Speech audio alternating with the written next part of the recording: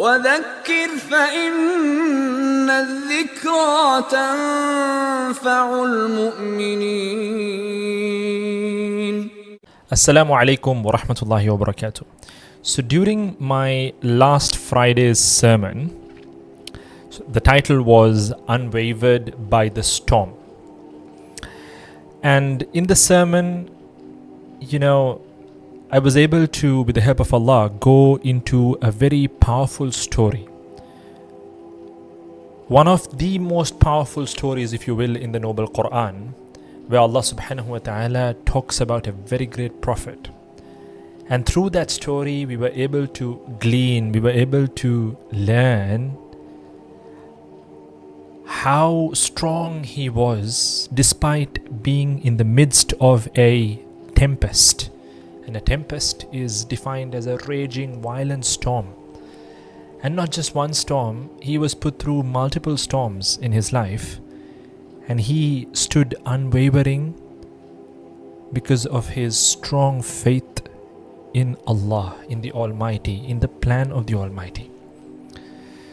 And he was none other than the great prophet Musa alayhi salatu wasalam.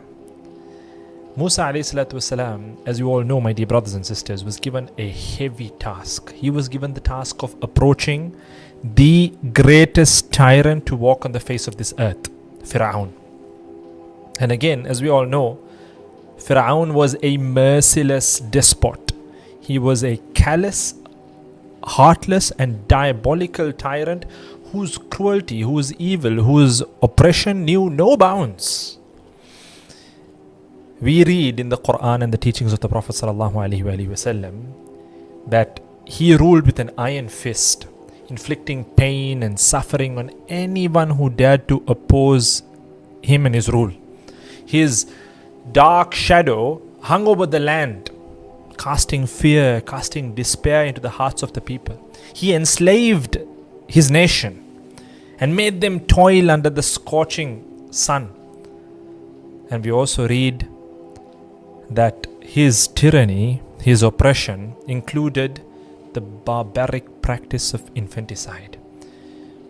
And that is testament to his depravity and disregard to human life. He saw innocent babies, innocent children as disposable mere pawns in his ruthless quest for power and domination. And his reign, his rule was marked by injustice, it was marked by oppression, it was marked by evil, by pain and hurt.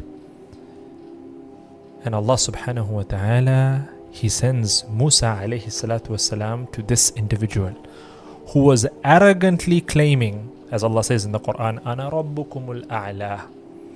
He was arrogantly claiming divinity.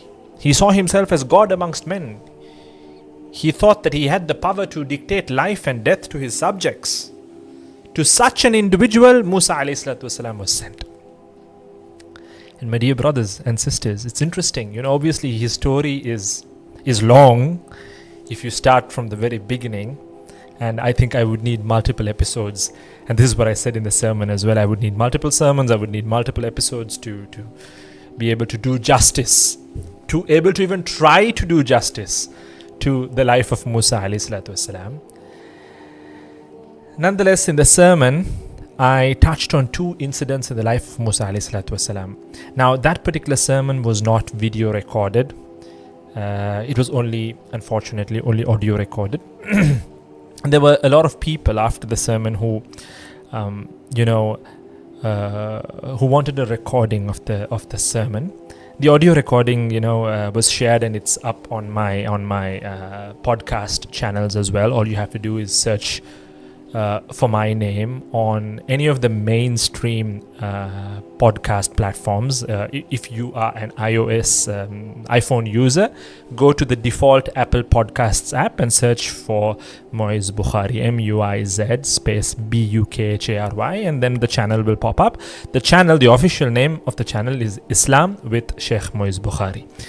Similarly, if you are an Android user, again, don't worry, go to the default Google Podcasts app. So if you have a phone, like for example, the Pixel, which is a default Google Android phone, you will have the application, if I'm not mistaken, already installed by default on your phone. On the other hand, if you are using something like a Samsung device, let's say the Galaxy devices, a Note device, or if you are on some other brand, like let's say for example, be it Huawei or any other Android manufacturer out there, all you have to do is go to the Play Store and download the Google Podcasts app. And through that, again, just search for my name or Islam with Sheikh Muiz Bukhary, and you will come across my channel. Just hit the subscribe button, so no sooner an episode is uploaded, you will get a notification so that you can listen, inshallah, and share it with others so that others can benefit. And similarly, for those of you who can access Spotify podcast, because in some regions, in some parts of the world, you're not able to access you are able to sometimes access Spotify in general, but not the podcast section. If you are able to access, then again you can search for my name, or the channel Islam with Sheikh Muiz Bukhary, and you will come across my recordings, inshallah ta'ala.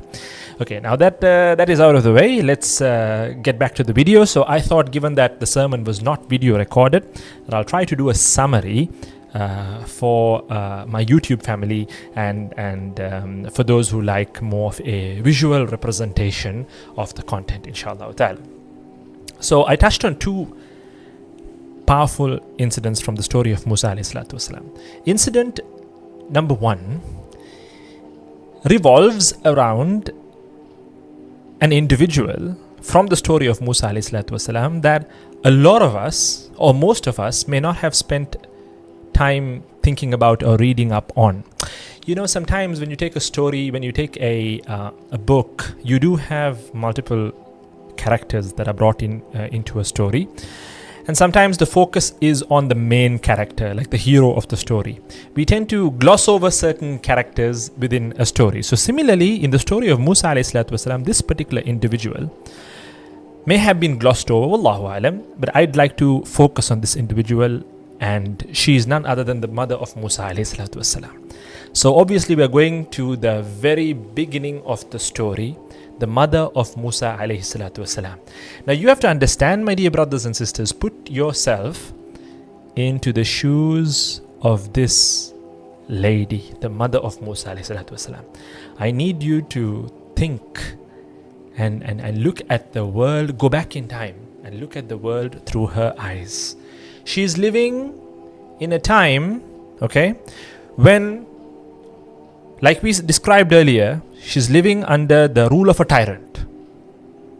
Her nation, her community, her people are being enslaved.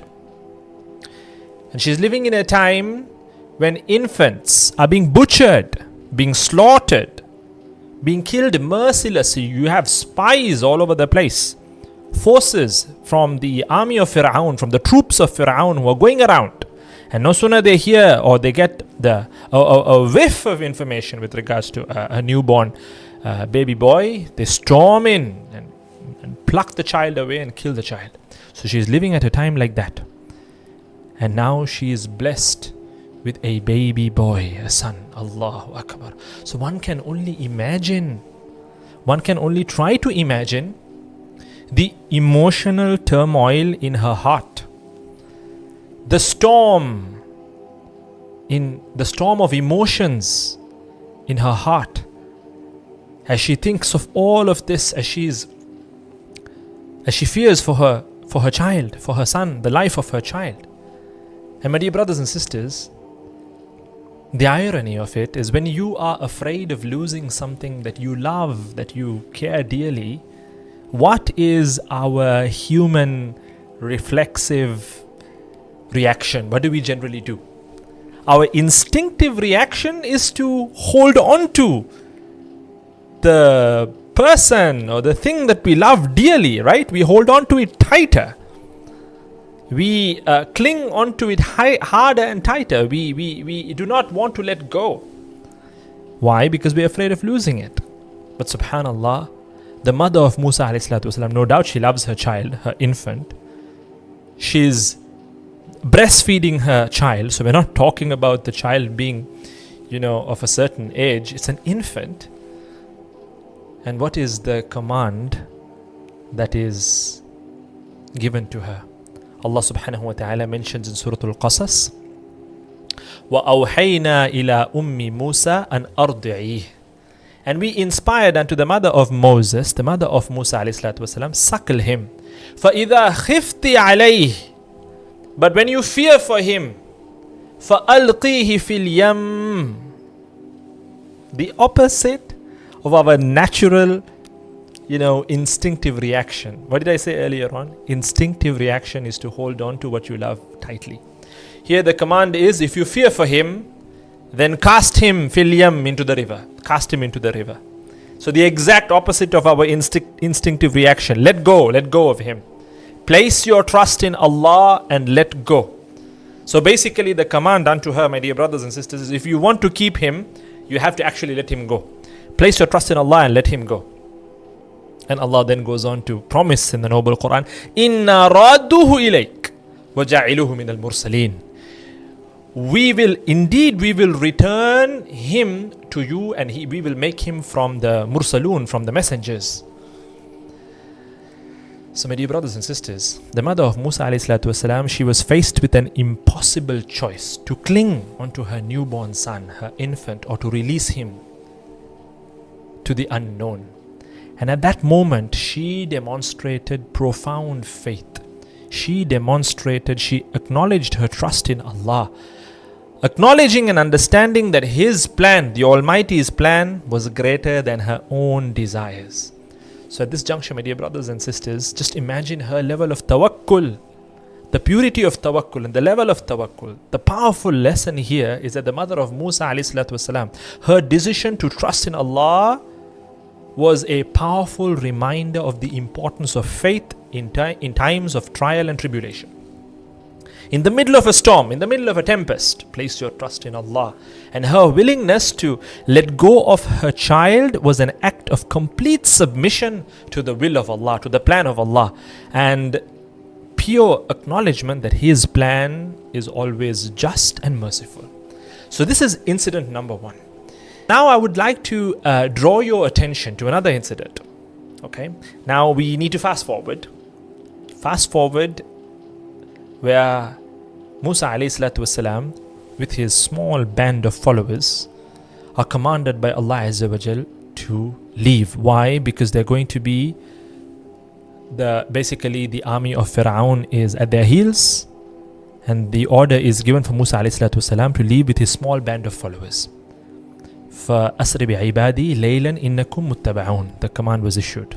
So Musa alayhi salatu wasalam, with his small group of followers, he sets out. And now we come to a juncture where you have the Red Sea. I want you to focus on the external circumstances of the situation. You have the Red Sea in front of them, Musa alayhi salatu wasalam and his small group of followers.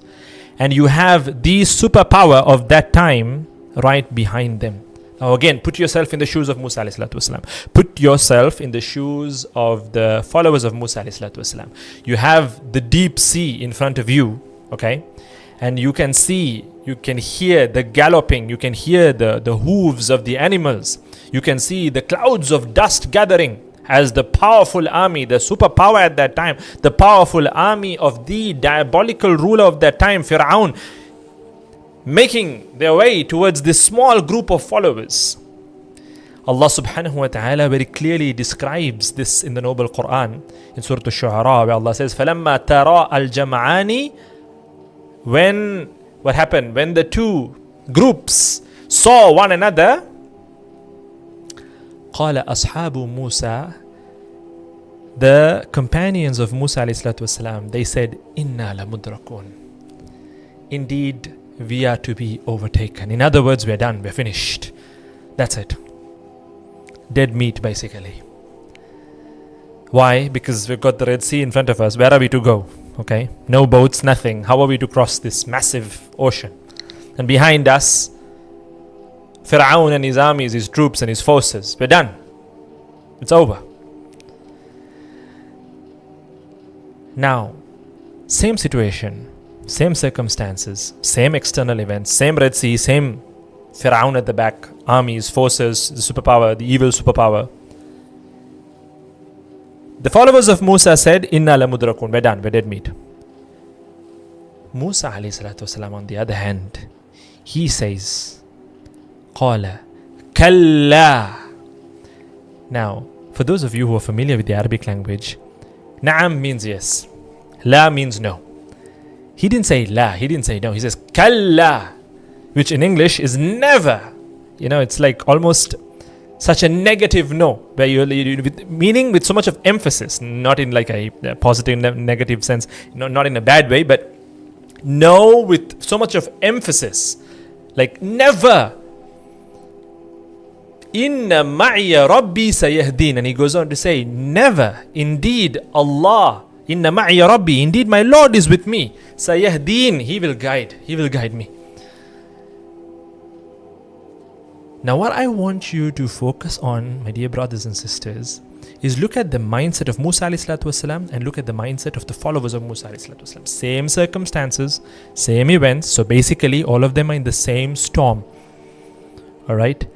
But mindsets are different, and that's why you and I as believers, as followers of Muhammad sallallahu alaihi wasallam, we need to learn from the stories of the prophets of the past.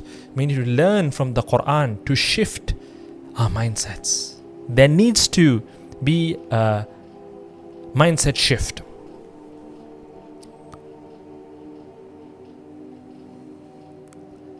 So he, at this juncture, does not give up. He does not give in to despair, but instead he places his trust on Allah. He shifts his focus. He doesn't, you see, you and I, we tend to focus on the problem, and then the problem grows in our eyes. He didn't look at the sea and focus on the sea. He didn't focus on Fir'aun, but instead he shifted his focus to Allah. So when you shift your focus to Allah, your problem shrinks, my dear brothers and sisters. Your problem just shrinks into almost nothingness, because Allah is far greater. Allahu Akbar. Allahu Akbar.